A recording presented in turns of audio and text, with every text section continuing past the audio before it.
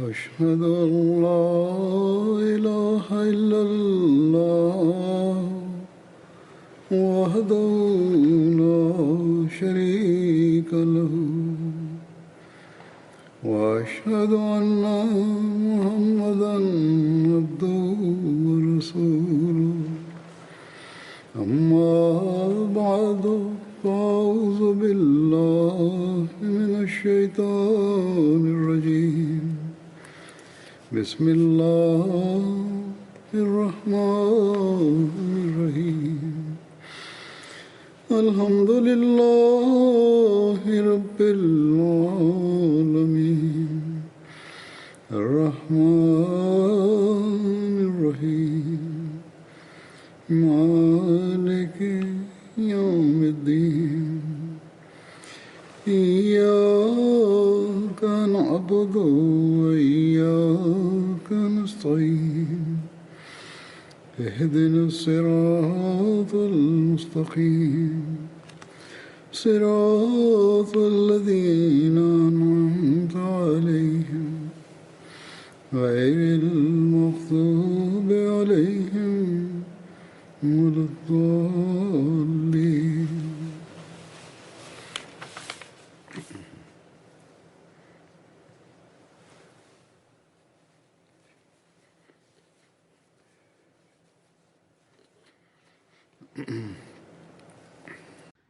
Bismillahirrahmanirrahim. Hazreti Halifatul Mesih peti, da Allah bude njegov pomagač, je rekao da na prošloj hudbi je govorio o Hazreti Saad bin Muaz i rekao je dok je spominjao borbu Ashab, Hazreti Saad, Hazreti Mirza Bashir Ahmed Sahib piše u knjizi Sirat Hatamu Nebijim da u ovom ratu muslimani su izgubili 5 ili 6 osoba, nisu imali velike gubitke života. Saad bin Muaz, koji je bio poglavica Aus plemena, je tada bio ranjen i bio je teško ranjen da na kraju on se nije mogao oporaviti od ovog. Ovo je bio gubitak za muslimane koji nije mogao biti nadoknađen. Samo 3 nevjernika su bili ubijeni u ovoj bitci. Kako god, Kurešije poslije ove borbe nikada nisu mogli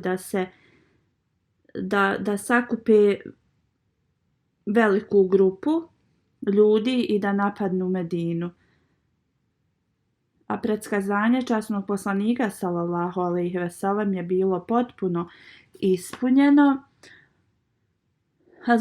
Huzur kaže, ovo sam spomenuo u prošloj hudbi, da nevjernici neće imati hrabrosti da nas napadnu u budućnosti. Hazreti Saad je bio ranjen u toku bitke kod Rova i poslije to je prouzrokovalo da on bude šehid. Hazreti Ajša radijallahu anha prenosi, otišla sam napolje u toku bitke kod Rova i pratila sam otiske koraka od drugih ljudi. Kad sam osjetila da neko dolazi iza mene, vidjela sam Hazreti Saada bin Muaza kako ide sa svojim sestrićem ili bratićem Haris bin Aus. On je nosio štit. Ja sam sjela na zemlju i Saad bin Muaz je prošao pored mene. Učio je sljedeće ajete, prijevod: čekajte malo dok se Kamila pridruži borbi i kako prelijepa smrt je kad dođe u pravo vrijeme. To je govorio Hazreti Ajša radijallahu anha. Dalje govori da Hazreti Saad je tad bio u opremi napravljenoj od lanaca, ali zato što je on bio krupan čovjek, njegovo tijelo nije bilo pokriveno kompletno sa ovim štitom. Ona dalje govori, bojala sam se da njegovo tijelo koje nije bilo zaštićeno će da bude ranjeno. Ibni Arika je ranio Hazreti Sada radijallahu anhu. Ibni Arika se zvao Haban bin Abdi Manaf i pripadao je Benu Amr bin Lui plemenu. Arka je bilo ime njegovog oca. Hazreti Džabir prenosi da kad je ruka od Hazreti Sada bila pogođena strijelom, časni poslanik sallallahu alejhi ve sellem je izvadio tu strijelu iz njegove ruke i istom tom strijelom je rasjekao ranu i onda ju je zapržio. Kako god rana je bila previše otečena, pa je poslanik sallallahu alejhi ve sellem istom strijelom opet razrezao i ponovo je zapržio tu ranu. Hazreti Ajša radijallahu anha prenosi da Ibni Arika, mušrik, je ispaljivao strijele prema Hazreti Sadu radijallahu anhu i dok je bacao te strijele govorio je: Evo vam ih, ja sam Ibni Arika. Strijela je presjekla jednu od arterija od Hazreti Sada i kad je bio ranjen, molio se Allahu na sljedeći način: Allahu moj, nemoj učiniti da umrem dok ne budem zadovoljan odlukom u vezi Benu Kurejza.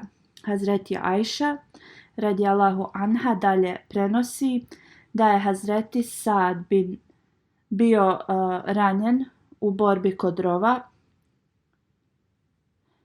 Osoba koja je bila iz plemena Kurejš ga je ranio u ruku kod njegovog zgloba. Časni poslanik sallallahu alejhi ve sellem je napravio šator blizu džamije za njega, tako da može da se brine i često ga obilazi. Hazreti Ajša radijallahu anha kaže da se rana od Hazreti Sada prisušila i počela je da zamlađuje. I poslije ovoga Hazreti Sad se molio i rekao: Allahu moj, ti dobro znaš da meni ništa ne postoji draže nego da se borim protiv ovih ljudi na tvom putu. Ljudi koji su odbili tvog poslanika i protjerali ga. O Allahu, ja mislim da si ti stavio kraj ratovima između njih i nas, ali ako je išta ostalo od borbe sa Kurejšijama, onda učini me da ostanem živ i da se borim na tvom putu protiv njih. Kako god, ako je kraj našim borbama došao, onda otvori moju ranu na arteriji i neka ona bude uzrok moje smrti. Hazreti Ajša radijallahu anha dalje prenosi, njegova rana se otvorila istu tu noć, krv je počela da teče, ljudi iz plemena Gafar su postavili šatore ispred poslanikove džamije i kad je krv dostigla do njih, prepali su se i došli su do njegovog šatora i rekli su šta se događa. I tada su vidjeli da je krv bila od Hazreti Sada radijallahu anhu, koji je preminuo od ove povrede. Hazreti Ibn Abbas radijallahu anhu prenosi, kad je krv počela da teče iz rane Hazreti Sada, časni poslanik sallallahu alejhi ve sellem je ustao i otišao kod njega. Zagrlio ga je da je krv njegova dotakla lice i bradu časnog poslanika sallallahu alejhi ve sellem. Zato što je krv brzo tekla, ljudi su pokušavali da zaštite časnog poslanika od njegove krvi i da ne ide na njega, ali što su oni to više pokušavali, poslanik sallallahu alejhi ve sellem je sve više i više privlačio Hazreti Sada u zagrljaj i tako je ostao s njim dok Hazreti Sad nije preminuo. U drugom hadisu se prenosi da kad se rana od Hazreti Sada otvorila i kad je poslanik sallallahu alejhi ve sellem bio obaviješten o ovom, on je stavio glavu od Hazreti Sada u svoje krilo, pokrio ga je sa bijelim platnom, onda se molio za njega na sljedeći način: o Allahu, Sad se borio na tvom putu, prihvatio je tvog poslanika i ispunio sve dužnosti koje su mu bile povjerene. Onda prihvati njegovu dušu i ova dobra djela kao što to radiš drugim dobrim dušama. Hazreti Sad je bio skoro na izdisanju, ali je i dalje bio svjestan kad je čuo ove riječi časnog poslanika sallallahu alejhi ve sellem. Onda je otvorio svoje oči i rekao: o Allahov poslaniče sallallahu alejhi ve sellem, neka je mir na tebe, ja svjedočim da ti si Allahov poslanik.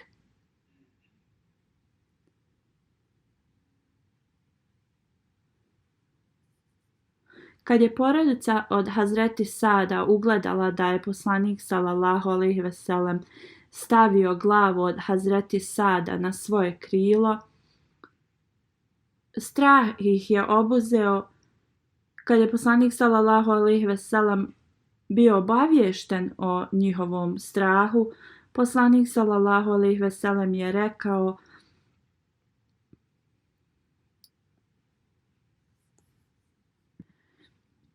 ja se molim da koliki je broj ljudi ovdje trenutno, toliko i meleka bude prisutno kad Hazreti Sad premine. Ovo je bila dova časnog poslanika u vrijeme smrti Hazreti Sada radijallahu anhu. Hazreti Enes radijallahu anhu prenosi da je časni poslanik sallallahu alejhi ve sellem dobio ogrtač napravljen od lijepe svile. Časni poslanik sallallahu alejhi ve sellem je zabranio da se svila oblači, na muškarci je nose. Ljudi su bili iznenađeni kad su vidjeli poslanika sallallahu alejhi ve sellem da drži ovu svilu. Onda je poslanik sallallahu alejhi ve sellem rekao: tako mi onog u čijoj je ruci Muhammedov život, maramica Hazreti Sada radijallahu anhu u džennetu će biti ljepša od ovoga. Hadis je iz Buharija, zato što je poslanik sallallahu alejhi ve sellem zabranio nošenje svile muškarcima, ashabi kada su vidjeli ovu svilu u rukama časnog poslanika sallallahu alejhi ve sellem su razmišljali da li će časni poslanik sallallahu alejhi ve sellem možda koristiti.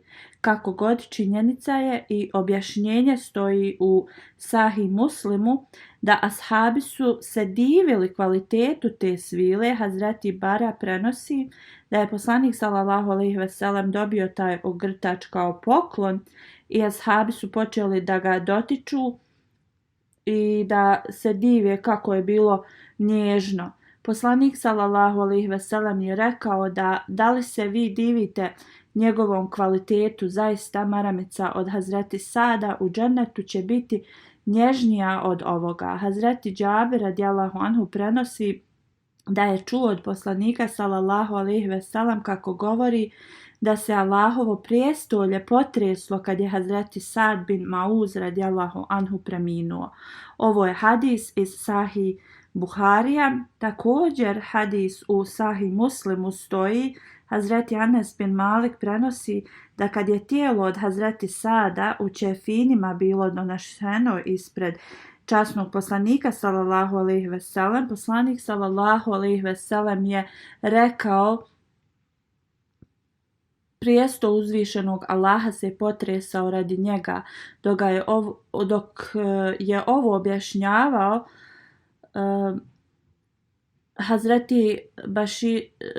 Hazreti Mirza Bashir Ahmed Saheb piše: rana koju je Hazreti Sad zadobio u toku bitke kod rova, njegova rana nije u potpunosti zamladila, često bi se otvarala.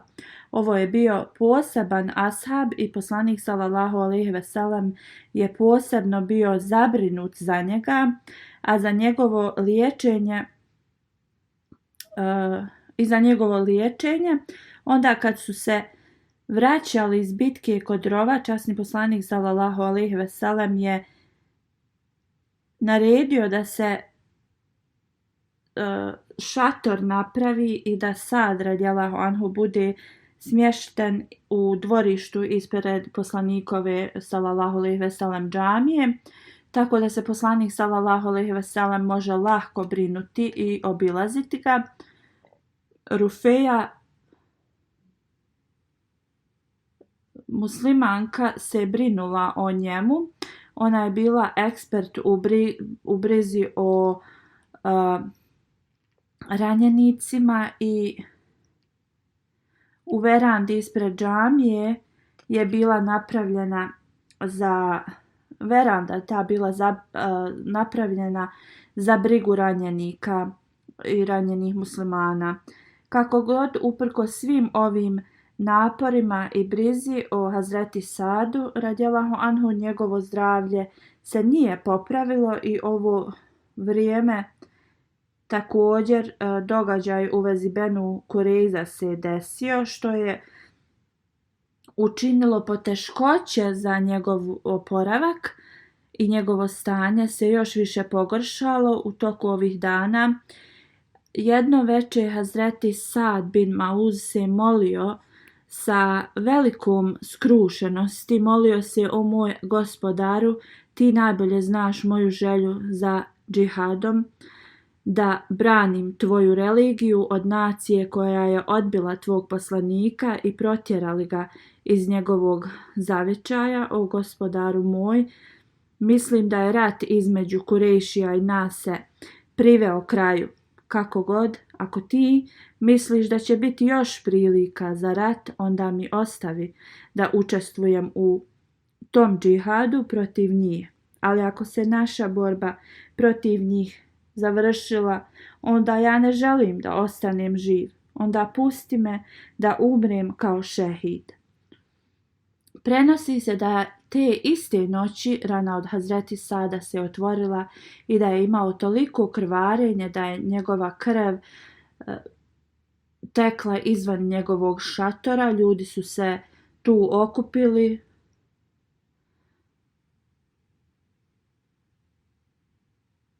U ovakvom stanju on je izdahnuo svoje zadnje momente života. Časni poslanik sallallahu alejhi ve sellem je bio vrlo tužan radi smrti Hazreti Sada radijallahu anhu i u to vrijeme gubitak Hazreti Sada je bio gubitak koji se nije mogao nadoknaditi. Hazreti Sad radijallahu anhu je imao skoro isti status kod Ensarija kakav je imao Hazreti Ebu Bekr radijallahu anhu kod muhadžira. U njegovoj iskrenosti i žrtvovanju, službi prema islamu, ljubavi prema časnom poslaniku sallallahu alejhi ve sellem, ova osoba je imao takav status kod uzvišenog Allaha koji samo neki ljudi postignu. Svaki njegov pokret je pokazivao ljubav prema islamu, a poslanik sallallahu alejhi ve sellem je bio hrana za njegovu dušu. Zato što je on bio poglavica plemena, njegov primjer i ponašanje su imali dubok utisak na Ensarije. Bio je jednostavno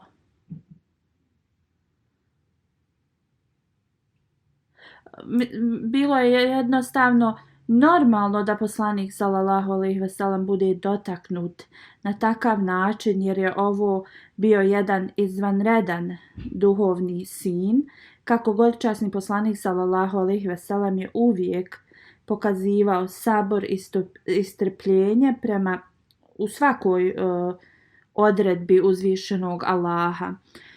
Kad je njegovo tijelo bilo spremljeno da se nosi do mezara, njegova majka, koja je bila vrlo stara, pustila je glas i nabrajala je razne njegove kvalitete.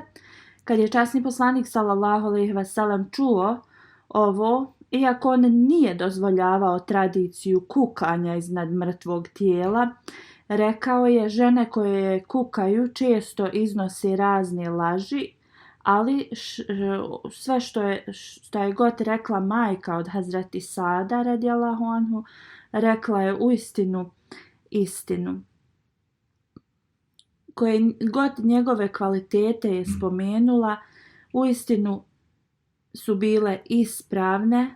Poslije ovoga poslanik sallallahu alejhi ve sellem je klanjao njegovu dženazu i također je prisustvovao njegovom ukopu. Časni poslanik sallallahu alejhi ve sellem je ostao tu sve dok se sve nije završilo i kad se je pomolio iznad njegovog mezara, onda se je vratio.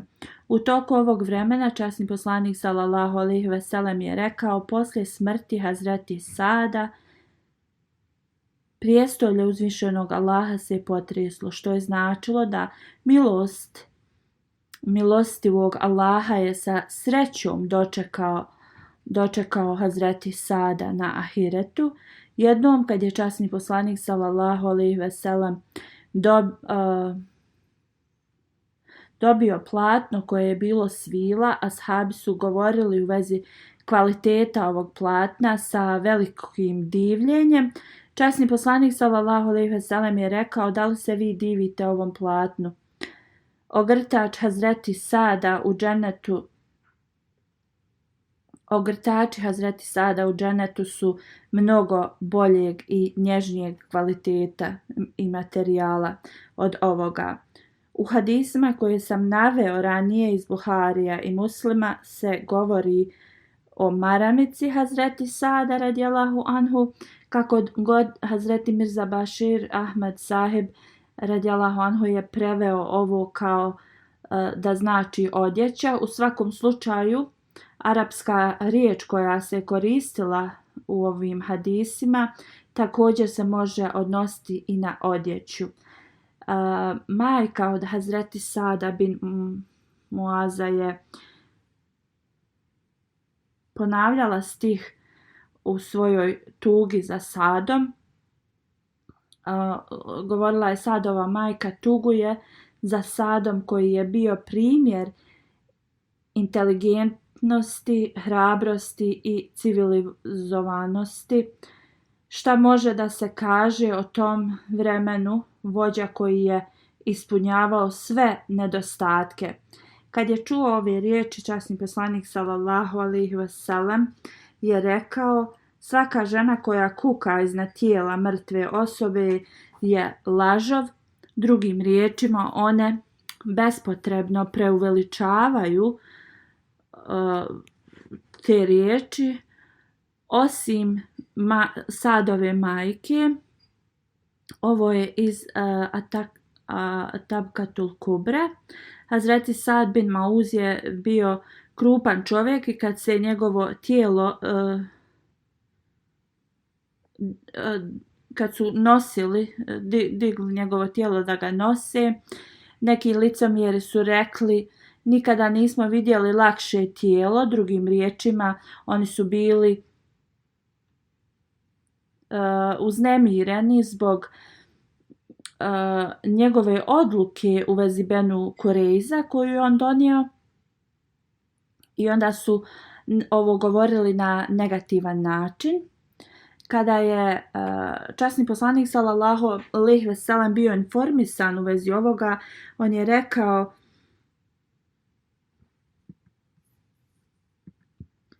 tako mi onog u čijoj ruci je moj život, razlog zbog kojeg vam se čini da je njegovo tijelo lahko je zbog toga što ga meleci nosi. A prema drugom hadisu poslanik sallallahu alejhi ve sellem je rekao: 70.000 meleka je prisustvovalo na Sadovoj dženazi, koji nikada do sada nisu sišli na zemlju. Hazreti Ajša radijallahu anha prenosi: vidjela sam kako poslanik sallallahu alejhi ve sellem ide ispred tijela Hazreti Sada dok su ga nosili prema mezaru. Hazreti Ebu Sejd Hudri radijallahu anhu prenosi: ja sam bio jedan od onih koji su kopali mezar u Džennetul Baki.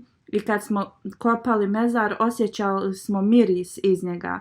Kad je poslanik sallallahu alejhi ve sellem stigao, tijelo Hazreti Sada je spušteno pored mezara, onda je poslanik klanjao njegovu dženazu.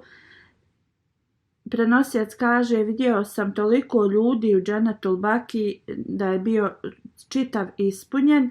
Abdurrahman bin Džabir prenosi od svog oca da kad se mezar od Hazreti Sada pripremao, 4 ljudi su ga bili u mezaru: Haris bin Aus, Usejd bin Hudri, Ebu Najla, Silkan bin Salima i Salima bin Salima Vakš su bili u mezaru. Časni poslanik sallallahu alejhi ve sellem je stajao pored nogu Hazreti Sada i kad je njegovo tijelo bilo spuštano u mezar, lice poslanika sallallahu alejhi ve sellem se je promijenilo i on je rekao Subhanallah 3 puta i svaki od ashaba su to ponovili isto, da je Džennetul Baki mezar je odzvanjalo. Onda je poslanik rekao Allahu Ekber 3 puta, Allah je najveći. Onda su to i ashabi ponovili isto tako. Časni poslanik sallallahu alejhi ve sellem kad je bio pitan zašto je rekao ovo Subhanallah i Allahu Ekber, rekao je da kad su spustili tijelo od Hazreti Sada u mezar, mezar je bio uzak i tijelo od Hazreti Sada, ako ičije tijelo je trebalo da bude sačuvano, od toga je bilo tijelo od Hazreti Sada. Onda je uzvišeni Allah proširio njegov mezar. Misfar bin Rifa Kurvi prenosi da majka od Hazreti Sada je došla da ga spusti u mezar, ali bilo joj je rečeno da se vrati. Kako god poslanik sallallahu alejhi ve sellem je rekao da je puste. I kad je došla, vidjela je Hazreti Sada u mezaru. Oni tada nisu bili stavili još zemlju na njegovo tijelo. Ona je rekla: ja sam sigurna da si ti sa Allahom. Časni poslanik sallallahu alejhi ve sellem je izrazio svoju saučut majki njegovoj i sjedio je pored mezara kad su muslimani poravnjali njegov mezar i posuli vodom. Časni poslanik sallallahu alejhi ve sellem je ustao i molio se iznad njegovog mezara i onda je otišao. Hazreti Ajša radijallahu anha prenosi da osim smrti časnog poslanika sallallahu alejhi ve sellem, Ebu Bekra radijallahu anhu, Omera radijallahu anhu, i nijedna druga smrt nije se osjetila kao smrt od Hazreti Sada radijallahu anhu. Hazreti Sad je imao 37 godina kad je preminuo, a časni poslanik sallallahu alejhi ve sellem je rekao njegovoj majci: da li tvoja tuga i suze se neće završiti? Tvoj sin je prva osoba za koju se prijestolje uzvišenog Allaha pomjerilo i za koju se uzvišeni Allah nasmijao.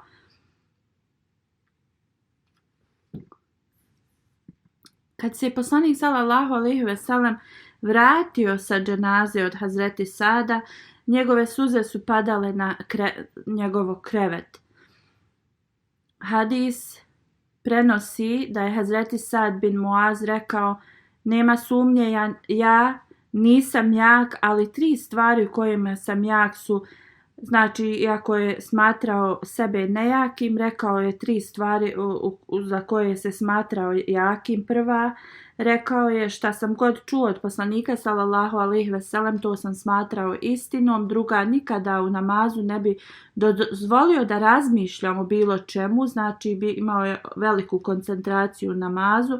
Nije se desila ni jedna dženaza da ja nisam stavio sebe na mjesto te umrle osobe i razmišljao šta će biti pitan i šta će se njegov biti odgovor. Drugim riječima, puno se je bojao i brinuo o ahiretu. Hazreti Ajša radijallahu anha prenosi da 3 osobe ensarije koji su bili iz Benu Abdel Ašel plemena, osim poslanika sallallahu alejhi ve sellem, niko drugi nije bio većeg statusa od njih, a to su bili Hazreti Sad bin Muaz, Hazreti Usejd bin Hudeir i Hazreti Ibad bin Bišr radijallahu anhu.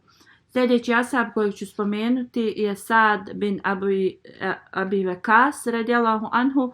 Abu Ishak mu je bilo titula. Malik Uhejb je bio njegov otac. Malik bin Uhejb prema drugom hadisu se prenosi da se tako njegov otac zvao. Kako god, njegov otac je bio najviše poznatiji kao Ebi Vekas, tako da njegovo ime je Sad bin Ebu Vekas. Majka se zvala Hamna binti Sufjan i pripadao je Benu Zohra plemenu. On je bio među 10 ashaba kojima je časni poslanik sallallahu alejhi ve sellem u toku njihovih života dao radosne vijesti o džennetu. Ti ashabi su poznati kao Ašra Mubašra. Hazreti Sad bin Abi Vekas je bio posljednji od njih koji je preminuo. Svi ovi ashabi Ašra Mubašra su bili muhadžiri. Časni poslanik sallallahu alejhi ve sellem na njegovoj smrti je bio zadovoljan s njima. Prelazak na islam od Hazreti Sada bin Abi Vakasa on kaže, na dan kad sam prihvatio islam, tog dana niko nije prihvatio islam. Čekao sam 7 dana, a ja sam bio 1/3 muslimana, to jeste bile su 3 osobe tada muslimani. On kaže, ja sam primio islam prije nego što je namaz bio naređen. O njegovom prelasku na islam njegova kćerka kaže da je Hazreti Sad rekao, sanjao sam da je potpun mrak, nisam mogao ništa da vidim i tada sam primijetio da se mjesec digao i krenuo sam prema njemu. Kako god, primijetio sam da Hazreti Zeid bin Harsa, Hazreti Ali i Hazreti Ebu Bekr radijallahu anhu su krenuli prema mjesecu i stigli su prije mene. Upitao sam ih kad su stigli, oni su rekli da su tek stigli. Hazreti Sad bin Abi Wakas dalje govori da je on tada već znao da časni poslanik sallallahu alejhi ve sellem u tajnosti poziva ljude da prime islam i on je onda otišao kod poslanika sallallahu alejhi ve sellem na mjesto blizu Safa, gdje časni poslanik sallallahu alejhi ve sellem je čuvao ovce. Časni poslanik sallallahu alejhi ve sellem je tek završio klanjanje ikindije namaza kad je Hazreti Sad bin Abi Wakas stigao tu. Onda je postao musliman davši bejat, zakletvu u ruci časnog poslanika sallallahu alejhi ve sellem, a Ajša binti Sad, kćerka od Sada bin Abi Vakasa prenosi, čula sam mog oca kako kaže da je imao 17 godina kad je prihvatio islam. Prema drugom hadisu se govori da je imao 19 godina. Od ranih muslimana 5 su prihvatili islam radi propovijedanja vjere od Hazreti Ebu Bekra radijallahu anhu, a poslije isti ti su postali ashabi sa najvećim statusima. 3. osoba od ove 5 je bio Hazreti Sad bin Abi Wakas. Ovo je zapisano u Sirat Hatamun Nebijin gdje se spominje da je bio vrlo mlad kad je prihvatio islam u 19. godini života. Pripadao je Benu Zuhra plemenu i bio je vrlo hrabra osoba. U toku hilafeta Omera radijallahu anhu on je osvojio Irak i preminuo je u vrijeme vladavine Amira Muavije. Hazreti Sad bin Abi Wakas je prenio mnoge hadise od poslanika sallallahu alejhi ve sellem. Musab, njegov sin, prenosi da mu je njegov otac rekao, majka to jeste njegova majka od Hazreti Sada se zaklela da neće s njim razgovarati dok ne ostavi svoju vjeru. Prestala je da jede i pije, onda mu je rekla ti kažeš da uzvišeni Allah ti naređuje da se ophodiš sa nježnošću prema roditeljima, onda je rekla ako ti tako govoriš, ja sam tvoja majka, ja ti naređujem da ostaviš svoju vjeru i da postaneš i da je posluša i da je posluša što ona ima da kaže. I prenosilac ovog hadisa govori da je ona ostala u ovakvom stanju, to jeste bez hrane i jela 3 dana, zbog velike slabosti bila je u polusvjesnom stanju. Njen sin Umara joj je donio vode, kad je došla svijesti, opet je počela da kune Hazreti Sada radijallahu anhu i tako je uzvišeni Allah objavio sljedeći ajet iz časnog Kur'ana. Prijevod ajeta: mi smo naredili čovjeku da čini dobročinstvo prema roditeljima. Ako oni te savjetuju da pripisuješ druga Allahu, ne slušaj ih. Drugim riječima, ako te savjetuju u pripisivanju druga Allahu, tad ne trebamo slušati. Dalje u Kur'anu se spominje, ali radite dobročinstvo prema njima u svim ovosvjetskim stvarima. Znači jedino što se tiče vjere, to jest ako nas nagovaraju da pripisujemo druga Allahu, onda ne možemo biti im poslušni, ali što se tiče ovosvjetskih stvari moramo biti im poslušni, vrlo ljubazni prema njima. U Kur'anu stoji budite dobri prema njima. Hazreti Sad bin Abi Vakas prenosi: kad sam prihvatio islam, majka mi je rekla kakvu si religiju primio, ili napusti tu vjeru ili će ona da prestane jesti i piti i da će to tako da radi sve dok ne umre. Hazreti Sad bin Abi Vakas radijallahu anhu je rekao: moja draga majko, molim te ne radi to, jer ja nikad neću napustiti moju religiju. Dalje govori: moja majka nije jela ni pila 1 dan i cijelu noć i zbog toga zdravlje joj se narušilo. On kaže: tad sam joj rekao tako mi Allaha da imaš 1000 života i da ih gubiš jedan po jedan, ja ni tada ne bi napustio svoju vjeru. I kad je to čula, njegova majka je počela da jede i prije i poslije sljedeći ajet je bio objavljen. To jeste ajet u časnom Kur'anu koji govori o jedino da se roditelji ne trebaju slušati ako oni zovu vas da pripisujete druga Allahu dželešanu. Časni poslanik sallallahu alejhi ve sellem je zvao Hazreti Sada bin Abi Vakasa Dajdže. Jednom kad je Hazreti Sad prilazio poslaniku sallallahu alejhi ve sellem, poslanik je rekao: dolazi moj Dajdža, zaista kako je on divan i dobra osoba, ako iko ima Dajdžu poput njega, neka ga pokaže. Imam Tirmizi kaže: razlog zbog ovih poslanikovih riječi jeste njegova majka je bila iz plemena Benu Zuhra, također je i Hazreti Sad radijallahu anhu pripadao istom plemenu. Hazreti Ebu Hurejra prenosi da je časni poslanik sallallahu alejhi ve sellem stajao na planini Hira kad se počela da trese. Poslanik sallallahu alejhi ve sellem je rekao: budi mirna planino Hira, na tebi se samo nalaze poslanik, sidik, to jest istiniti, i šehid.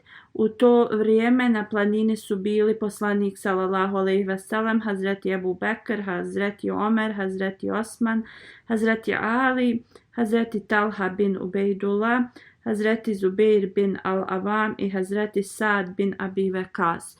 Ovaj hadis je zabilježen u zbirci Muslim. Na početku islama muslimani su u tajnosti klanjali namaze. Hazreti Sad je jednom klanjao u nekoj dolini blizu Mekke zajedno sa još nekoliko ashaba i tada su nevjernici ih vidjeli, počeli su se ismijavati i rugati islamu. I oni su se tad tu posvađali. Hazreti Sad je uzeo neku veliku kost od kamile i udario je nekog od nevjernika po glavi i napravio mu veliku ranu i zbog toga se kaže da je to prva krv koja je pala radi islama. Kad su nevjernici bojkotovali muslimane u dolini Ebu Talib, Hazreti Sad bin Abi Waqqas je bio također s tim muslimanima i oni su prolazili kroz ogromne poteškoće. Dok je spominjao u knjizi Sirat Hatamun Nebin, Hazreti Mirza Bashir Ahmed Sahib piše da čitamo u vezi ovih poteškoća i događaja kroz koje su prošli ovi prvi muslimani u vezi tog bojkota. Vaše tijelo počne da drhti kroz šta su oni sve prošli. Ashabi su nekada preživljavali jedući lišće sa drveta kao što životinje to jedu. Hazreti Sad bin Abi Waqqas govori da jedne noći je njegova noga stao je na nešto što je bilo kao mehko i mokro i on kaže ja sam taj komadić, mislio sam da je hurma, odmah stavio u usta i progutao ga, ali ni dan danas ne znam šta je to bilo. On kaže da je jednom našao također suh parče kože, on je to prokuhao i pojeo ga je. Kad su muslimani dobili naređenje o migraciji, Hazreti Sad je preselio u Medinu među prvima i boravio je kod svog brata Utba bin Abi Waqqas. Njegov brat je bio nevjernik, ali on je nekoga ubio u Meki i pobjegao je u Medinu, tako da je on boravio s njim. Hazreti Sad je bio među prvima koji su preselili u Medinu. Časni poslanik sallallahu alejhi ve sellem je uspostavio vezu bratstva njega i Hazreti Musa bin Umeir radijallahu anhu. Prema drugom hadisu ovo bratstvo je bilo uspostavljeno između njega i Hazreti Sad bin Muad radijallahu anhu. Mulana Ali Gulam sahib je u vezi ove različitosti hadisa je rekao vjerovatno u Medini bilo je uspostavljeno sa Musa bin Umeir, ali u Medini je uspostavio vid Hazreti Sad bin Muaz. Hazreti Sad bin Abi Waqqas je bio vrlo spretan borac Kurejšije i u toku borbi njegova dužnost je bila da bude straža poslanika sallallahu alejhi ve sellem. Abu Ishaq prenosi da četvorica ashaba koji su bili vrlo spretni u borbi su bili uz časnog poslanika sallallahu alejhi ve sellem. To je bio Hazreti Omer radijallahu anhu, Hazreti Ali, Hazreti Zubeir i Hazreti Sad bin Abi Waqqas radijallahu anhu. Kad su muslimani se preselili u Medinu, imali su veliki strah od napada nevjernika iz Mekke na Medinu i nisu mogli da spavaju dobro na večer. Časni poslanik sallallahu alejhi ve sellem bio također budan noću i postoji hadis koji prenosi Hazreti Ajša radijallahu anha. Ona kaže kad smo stigli u Medinu, jednu večer poslanik sallallahu alejhi ve sellem je imao poteškoću da spava. Onda se poslanik pomolio i rekao kad bi jedan od mojih ashaba došao da stražari. Hazreti Ajša dalje govori, mi smo još bili u tom takvom stanju kad smo čuli da je neko ispred njihove kuće. Poslanik sallallahu alejhi ve sellem je upitao ko je ispred i Hazreti Sad je odgovorio to sam ja, Sad ibn Abi Waqqas. Poslanik sallallahu alejhi ve sellem ga je upitao zašto si došao. On je rekao moje srce bilo zabrinuto u vezi tebe i došao sam da držim stražu. Poslanik sallallahu alejhi ve sellem se tad pomolio za Sada i onda je zaspao. Iako se oba dva hadisa spominju u Buhariju i Muslimu, ova dova nije bila zabilježena, ali u Termiziju je spomenuta pod dobra djela Hazreti Sad bin Abi Waqqas radijallahu anhu. Njegov sin Kejs od Hazreti Sada prenosi, moj otac je govorio da se poslanik sallallahu alejhi ve sellem molio za njega na sljedeći način: Allahu moj, prihvati dove Sadove kad god on se moli tebi. Na drugom mjestu zabilježeno da je poslanik sallallahu alejhi ve sellem se molio na sljedeći način: Allahu moj, neka se Sadova strijela uvijek zaustavi na njegovom cilju ili targetu i prihvati njegove dove. Zbog ove dove poslanika sallallahu alejhi ve sellem Hazreti Sad radijallahu anhu je bio poznat kao osoba u kojoj je Allah primao dove. Jednom je neko optužio da je Hazreti Sad radijallahu anhu slagao nešto i Hazreti Sad se tad molio: Allahu moj, ako ova osoba laže, onda mu podari da oslijepi i da živi dug život, ali da ima puno poteškoća. Ta osoba je zaista sve ove tri stvari koje je on spomenuo proživio u svom životu. Kejs bin Hazim prenosi: jednom sam išao na pijacu u Medini. Kad sam došao do Hidžaru State, vidio sam veliku grupu ljudi. Okupili se oko neke osobe koja je bila na konju i on je kao nešto negativno govorio o Hazreti Aliju radijallahu anhu. Tada je došao Hazreti Abu Sad bin Abi Waqqas i pitao šta se dešava. Oni su rekli: ova osoba govori vulgarne stvari, ružne stvari protiv Hazreti Alija radijallahu anhu. Onda su ljudi razmakli da Hazreti Sad može da prođe i došao je blizu te osobe i rekao: zašto ti kuneš ili tako govoriš u vezi Hazreti Alija? Zar on nije na samom početku prihvatio islam? Zar on nije bio prva osoba koja je klanjala namaz uz časnog poslanika sallallahu alejhi ve sellem? I zar on nije najpobožniji među ljudima? I zar on nije sa najboljim znanjem od svih ljudi? Onda je rekao: zar poslanik sallallahu alejhi ve sellem nije dao ruku njegove kćerke kroz brak, tako on je postao njegov izet? I zar on nije nosio zastavu uz časnog poslanika sallallahu alejhi ve sellem u ratovima? Ovaj prenosioc govori: tada se Hazreti Sad okrenuo prema kibli, udigao svoje ruke i počeo da dovi. Onda je rekao: Allahu moj, ako ova osoba psuje tvog prijatelja, to jeste prijatelja Allahovog, to jeste Hazreti Alija radijallahu anhu, onda ga učini znakom tvoje moći prije nego što se ovaj narod raziđe odavde. Prenosilac govori: tako mi Boga, ovi se nisu ni razišli kada je ovaj čovjek pao s konja i onda je ga svojim kopitama, njegovu glavu je počeo da skače po njegovoj glavi, što je učinilo da on od toga umre. Onda ima sličan događaj isto kao kad je stražario te noći, prvu noć kada je poslanik stigao u Medinu u toku bitke kod Rova. U vezi ovoga Hazreti Muslim Maud radijallahu anhu govori: Hazreti Ajša radijallahu anha prenosi da je poslanik sallallahu alejhi ve sellem bio preumoran zato što je držao stražu po cijelu noć. Znači poslanik sallallahu alejhi ve sellem također stražario zajedno sa ashabima po cijelu noć i kada više njegovo tijelo ne bi moglo da podnosi hladnoću, ona kaže: dolazio bi i ležao bi pored mene na deci i čim bi se malo zagrijao, on bi otišao da stražari kod prolaza kod rova koji je bio oštećen. Kad je postao toliko umoran, poslanik sallallahu alejhi ve sellem je poželio da jedan od predanih ashaba dođe i da ga oslobodi ove dužnosti dok se on odmori. Onda je čuo glas od Hazreti Sada bin Abi Vakasa.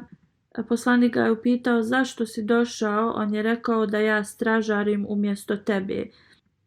I tako poslanik sallallahu alejhi ve sellem je bio u stanju da se malo odmori. Ostatak događaja u vezi Hazreti Sada bin Abi Vakasa ću da spomenem na sljedećoj hudbi, a sada ću da klanjam 3 dženaze. Prva je od Abdus Salam. Preminuo je 6. jula u Rabbi. Inna lillahi ve inna ilaihi rađiun. Rođen je u Kadijanu 1937. godine.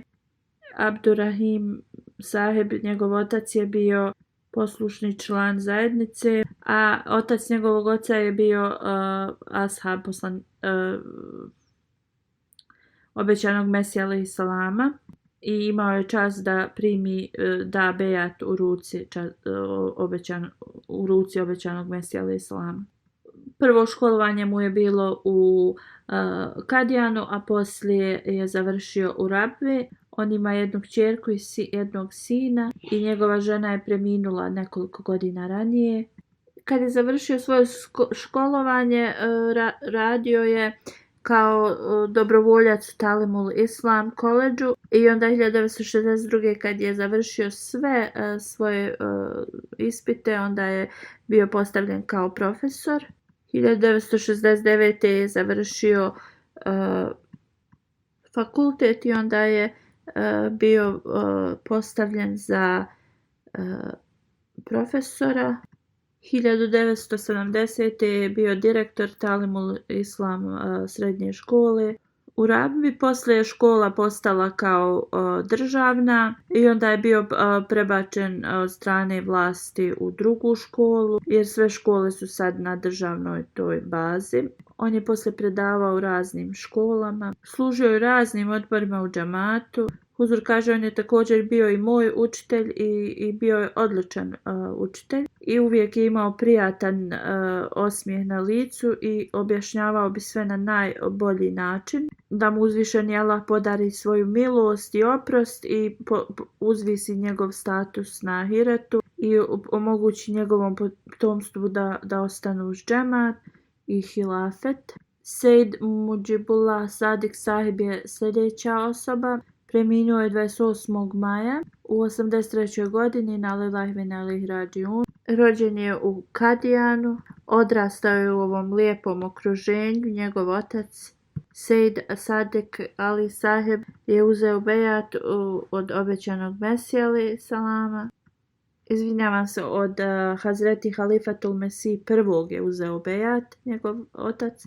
Njegov djed po majci je postao šehid 19. septembra 1947. godine u toku podjele Indije i Pakistana. On je imao priliku da služi kao lokalni predsjednik i poslije kad se je penzionisao i imao je priliku da radi volonterski posao u džamatu, u uredu emira u UK, u Velikoj Britaniji. Sve što je radio je na najbolji način, uvijek s osmijehom. Radio je sve kako treba i nikada ne bi nešto radio da bi on bio uzrok nekog stresa drugima. On je radio tako što bi on sam poduzimao mjere i sve bi završavao sam i nekada bi drugima volio da pomaže umjesto da da svoj posao nekome. Aisha Sadik Sahiba je njegova supruga, 1968. su se uzeli i dok su boravili u Rabbi, njegova supruga je također služila u raznim odborima kao ležna. Imao je 2 kćerke i 2 sina i jedan od njegovih sinova, Kalimullah Sahib, on radi dosta dobrovoljnog posla za MTA. Uz milost uzvišenog Allaha bio je vrlo redovan na tahadžud molitvi. Kada su otišli na umru, imao je velike poteškoće i bolove u koljenu i njegova supruga kaže, iako su mu dali ova invalidska kolica, on je rekao želi da dobije sve blagoslove umre i to je uradio hodajući. Također redovno je plaćao čemdu, mnogi su pisali u vezi njega i njegovih kvaliteta.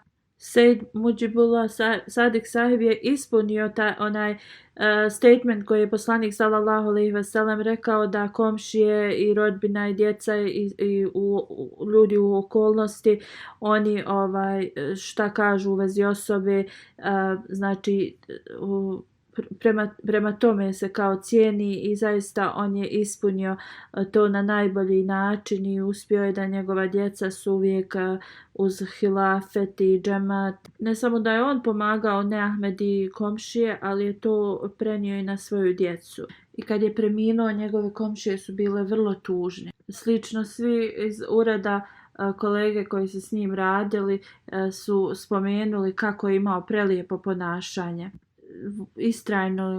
istrajni rad i kako je bio spreman da uvijek pomogne svima. On bi čak pravio sam čaj pa bi onda služio druge. Huzur kaže, kad sam se prošle godine preselio u Islamabad, bio je vrlo zabrinut kako će on da klanja svoju džumu iza mene. I ovo je on podijelio sa mnom kada je imao sastanak. Ja sam mu tad rekao da najvjerovatnije da će džume biti uvijek u Bejtul Fatuh džami, ali ako klanjam ovdje da je on može da dođe. Kad je ovo čuo, njegovo lice je bio je puno sretan. Isto kada se četvrti halifa preselio iz Pakistana u London, on je kupio kuću odmah blizu kraj Bejtul Fazl džamije, a putovao je i sat vremena za svoj posao, ali to nije ništa predstavljalo za njega, samo da njegova djeca budu blizu džamata. I ovo je bila sad njegova briga također, zato što je živio daleko. Kako će da klanja džumu? U svakom slučaju bio je vrlo pobožna osoba, živio je svoj život sa predanošću i pokušao je to da jednostavno prenese na svoju djecu. Da mu uzvišeni Allah podari njegov oprost i milost, podigne njegov status na ahiret i da uzvišeni Allah nastavi da njegova djeca su uz džemat i uz hilafet prema onome kako se on to nadao i očekivao za njih. I iznad njegovih očekivanja. Da uzvišeni Allah štiti i blagoslovi njegovu suprugu i podario je sabor. Detalje od treće dženaze sam spomenuo već na prošloj hudbi, ali nisam je klanjao prošle sedmice. Dženaza je od rana Najmuddin sahib, koji je služio džemat dugo vremena i on je također bio u zatvoru zbog svoje vjere. Klanjat ću njegovu dženazu zajedno također sa druge dvije poslije džuma namaza. Inšallah, da uzvišeni Allah im podari svima njegov oprost i njegovu milost.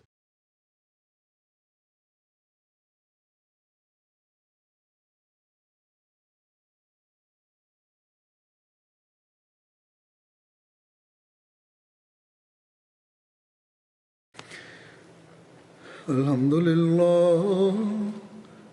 لله نحمده ونستعينه ونستغفره ونؤمن به ونتوكل عليه ونعوذ بالله من شرور أنفسنا ومن سيئات أعمالنا من يهده الله فلا مضل له ومن يضلل فلا هادي له ونشهد أن لا إله إلا الله ونشهد أن محمدا عبده ورسوله عباد الله رحمكم الله إن الله يأمر بالعدل والإحسان وإيتاء ذي القربى